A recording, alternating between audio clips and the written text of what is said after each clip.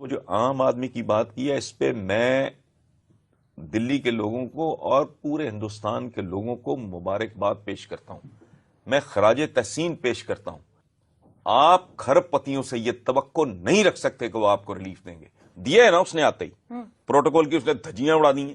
سرکاری رہائش نہیں، ٹھیک، سرکاری رہائش کا اس نے نہیں، ساتھ اس نے کوارٹر لے لیا ہے کہ آنے جانے میں میرا وقت ضائع نہ ہو.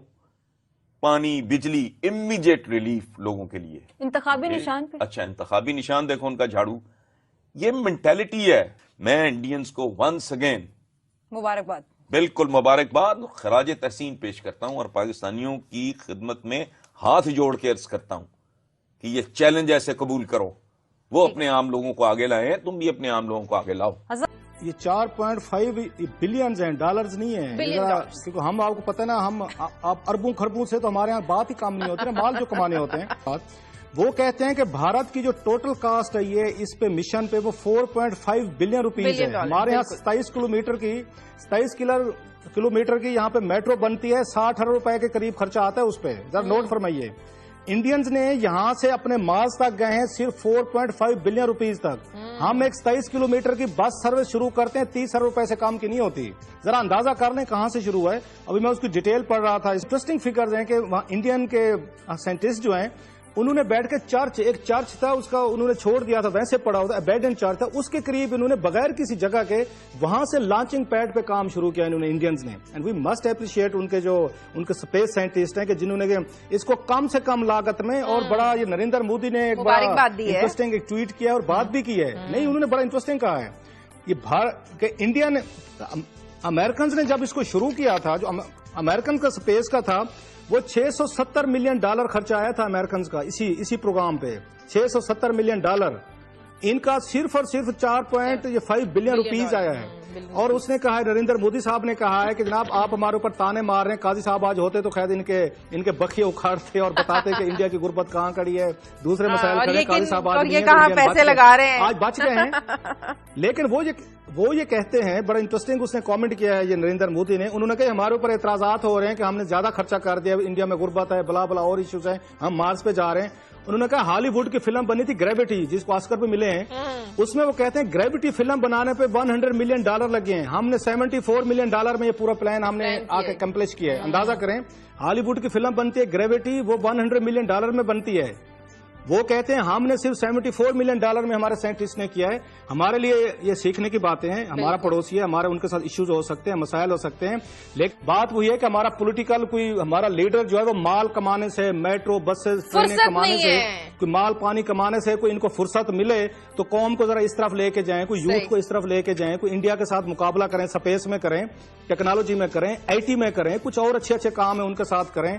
تو میرا خیال ہے یہ ہمارے لیے بڑی سیکھنے کی چیزیں. بہرحال بھارت کو، ہمارا ہمسایہ ملک ہے، ان کے سائنٹسٹ کو، ان کو لوگوں کو تو میرا خیال میں مبارکباد دینی چاہیے، اپریشیٹ کرنی چاہیے کہ تھرڈ ورلڈ کا کوئی ملک ہے انہوں نے بیٹھ کے کمپیٹ کیا ہے اور اتنے کم سے کم خرچے میں وہ مارس تک پہلی دفعہ پہنچے. صحیح، آگے بڑھ.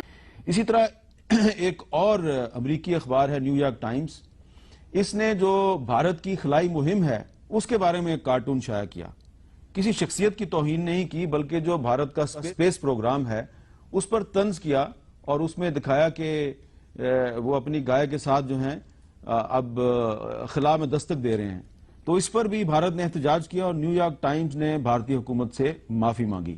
نیتن یاہو اور بھارت کی خلائی مہم، اس کے خلاف کارٹون شائع کرنے پہ سنڈے ٹائمز نے اور نیو یارک ٹائمز نے معافی مانگی.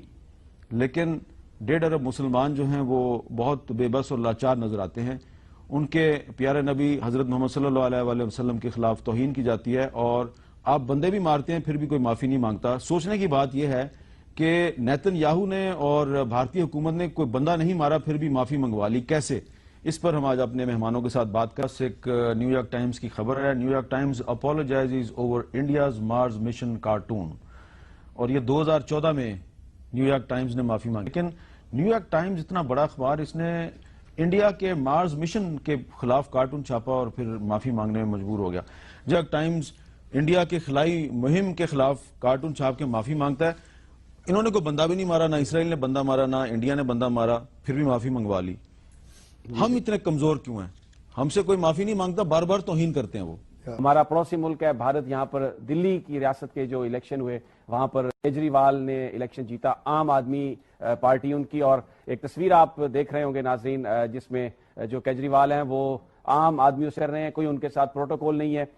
جن لوگوں سے آج جن سے میری بات ہوئی ان کا یہ کہنا تھا کہ کیجریوال اس لیے کسی قسم کے پروٹوکول یا سیکورٹی کے بغیر چلتے ہیں کہ دلی کے عوام ان سے محبت کرتے ہیں، جو وعدے انہوں نے کیے ہیں وہ امید رکھتے ہیں کہ وہ پوری کریں گے۔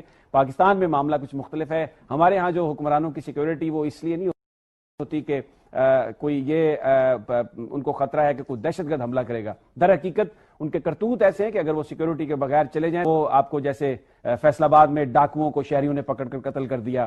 پچھلی دفعہ بھی ہاکی نہیں جا سکی تھی اس لیے کہ پیسے نہیں ہیں، اور اس دفعہ بھی نہیں جا سکی، اور ہمیں کہہ رہے ہیں بڑو پنجاب اور کھیلو پنجاب، اور جو تمانچہ مارا گیا ہمیں بھارت والا ذرا بتائیے۔ وہ بھارت نے خط لکھا ہے، اب خط میرے سامنے پڑا ہوا ہے، یقین کریں دل چاہتا ہے کہ بندہ روئے یا ہنسے یا چیخے یا چلائے یا کیا کرے، یا یہ خط پھاڑ دے یا یہ نظام پھاڑ کے پھینک دے جس میں صرف امیروں کے لیے اور امیر کھیلوں کے لیے گنجائش رہ گئی ہے۔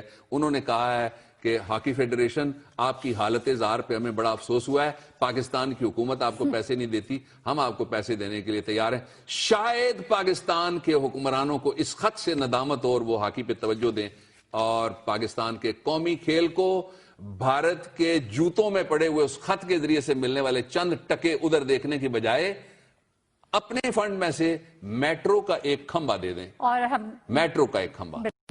یہ لیکن یہ بہت فار فیچڈ ہے، یہ سازش ہے، بلانا ہے، ٹمکانا ہے، یہ مسلمان مدتوں سے یہی پیٹے جا رہے ہیں، سازش ہو رہی ہے، تم بھی کر لو۔